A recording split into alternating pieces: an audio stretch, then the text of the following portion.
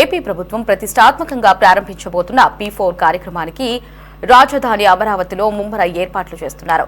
తెలుగు నూతన సంవత్సరాది ఉగాది రోజు సాయంత్రం ఈ విధానాన్ని ప్రారంభించేందుకు భారీ ఎత్తున సర్కారు కసరత్తు చేస్తోంది. ప్రభుత్వం, ప్రైవేటు, ప్రజల భాగస్వామ్యంతో పేదరికాన్ని నిర్మూలించడమే దీని లక్ష్యమని ముఖ్యమంత్రి చంద్రబాబు ఇప్పటికే ప్రకటించారు. ఈ విధానం ప్రారంభోత్సవ కార్యక్రమాన్ని అమరావతిలోని సచివాలయం 1వ బ్లాక్ వెనుక N9 రహదారికి పశ్చిమాన వేదికను ఏర్పాటు చేస్తున్నారు.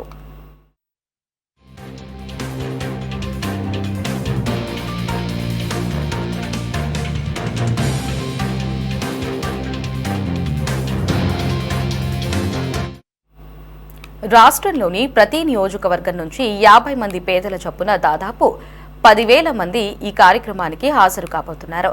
అందుకు తగ్గట్లు 50 ఎకరాల విస్తీర్ణంలో యుద్ధ ప్రాతిపదికన ఏర్పాట్లు చేస్తున్నారు. గుంటూరు జిల్లా యంత్రాంగం, CRDA అధికారులు పర్యవేక్షిస్తున్నారు.